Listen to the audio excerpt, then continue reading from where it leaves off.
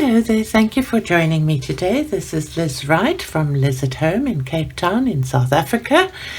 Today I'm doing a little bit more about gel pens, some interesting different techniques that I've come across through my browsing on YouTube and generally reading art books and things. And one of the techniques that I've seen that is nice and easy to do is to use your gel pens over a base coat. So when you use, for instance, a base coat in a coloring picture, this is Cute and Curvy Ladies coloring, in just a plain, I want to show you, picture. This is now all done just in markers and a little bit of color pencil. Your picture looks fine, but if you want to add interest to that with some texture, you can add some doodles. So this is one of the pictures. I need to zoom out a bit, I think, so that you can see it. This is one of the pictures I've done this month in coloring, and as you can see, I've added quite a lot of different doodles. That's a doodle, that's a doodle, that's a doodle, that's a doodle, that's a doodle, that's a doodle, all of which have added some texture to the picture, and I think ended up making it look quite nice. So all the doodles were done with gel pen. So I thought I would share some ways of finding doodles, because it's all very well saying doodle, but if you're me, you think, okay, great, I can think of drawing circles and I can think of drawing little curly snails, and then my inspiration leaves me. So I've in the past bought some Kindle. This is my very old iPad. I've bought quite a few Kindle Zendoodle books, as you can see, and there are two that I would really recommend. Well, actually three. The Zentangle primer is a great one. It's the first one I started with, but I found a few patterns in these two books that are really nice for doodling, and I've made a note of them here to show you. So the first in this book is Pearlescence, that I think is a really lovely and easy doodle pattern to do, and it gives you a kind of it's called, in Zentangling, it's called a step out, how to do it. So basically I'll do this one for you here, and it's the one I used on the grass, and then I think it gave the grass just quite a nice interesting texture to look at. So I'll share this doodle with you following the step out from this book, and I will put a link to this book for you. Just want to check that I'm in screen. So basically you do 3 loops like you're learning cursive writing. Then next to loop number 1, you do a smaller, and the same thing on the left hand side, and then another smaller one and a smaller one. Repeat that.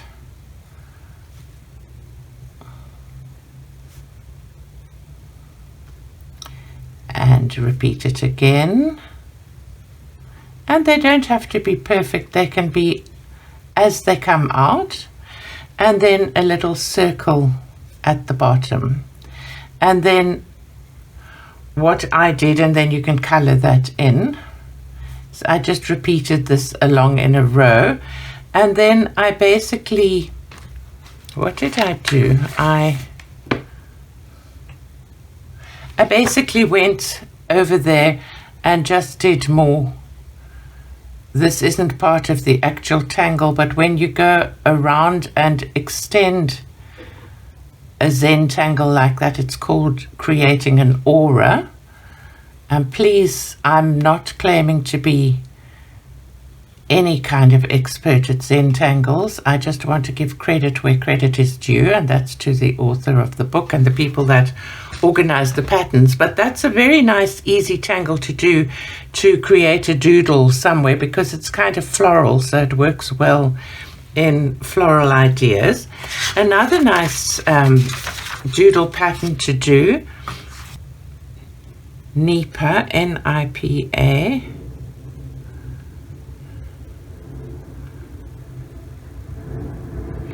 And that is, I think that's such a great way of filling somewhere up. So it's basically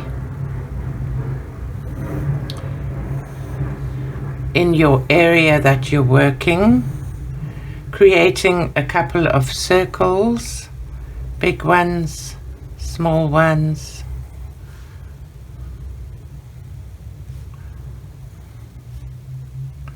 I'm being very rough here, so I would take a bit more care and be more mindful while I was doing something like this.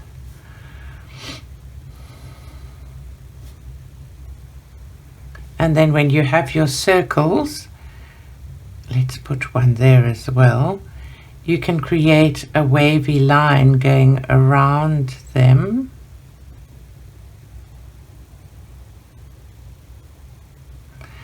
And then basically you carry on following your wavy line.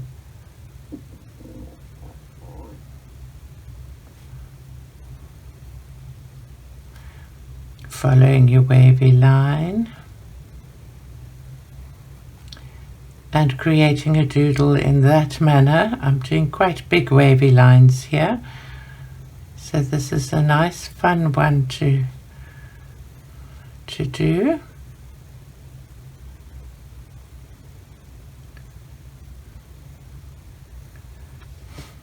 And carrying on onto the outside. That one will go around there.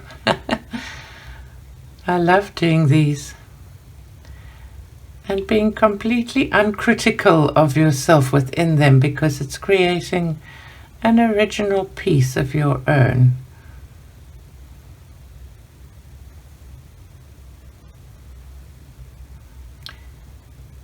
I'm going quiet as I work here again.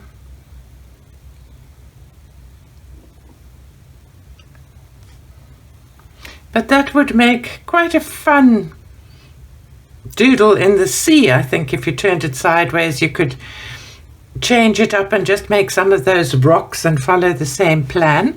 That was one. Let me show you some of the other ideas. I'm not going to draw them all out because it will make the video too long. Floors is another very well-known, very well-known doodle, which is easy to create. They show you, the step out is in the book.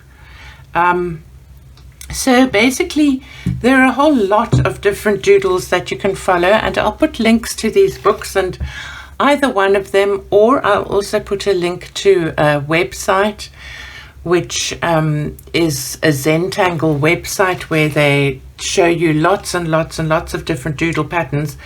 But besides that, you can also think of doodle patterns like doing a kind of a basket weave thing. I think that could even be a Zentangle pattern, I'm not sure. I did that on my basket, and then you just sort of do the opposite. There's straight lines for filling in places. There's hashtags that you can do. There's circles, so filling in an area with circles, large and small and different sizes, creates a nice pattern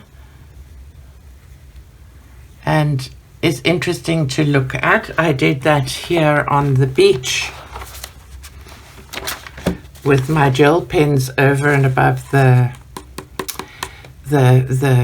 alcohol markers. So, and this was also just a little doodle of leaves.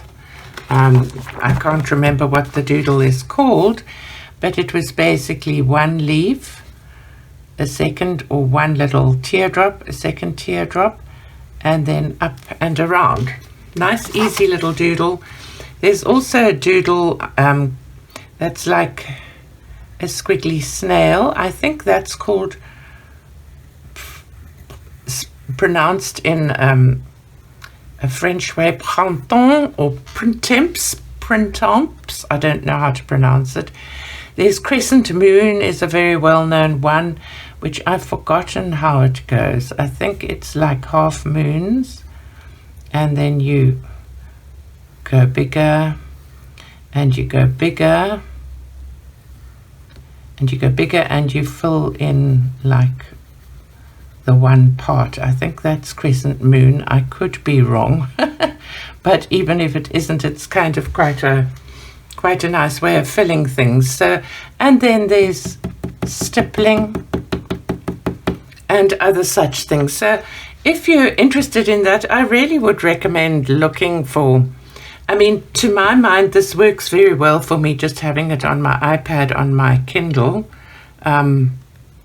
because it's easy to get hold of, and the Kindle books are not that expensive. So those are two books that I would highly recommend that you think about purchasing, and I will put links to them below this video in the more information section. I'd like to thank you for watching this video, and I will be back with another video with some more ideas of things to do with your gel pens. Bye-bye now.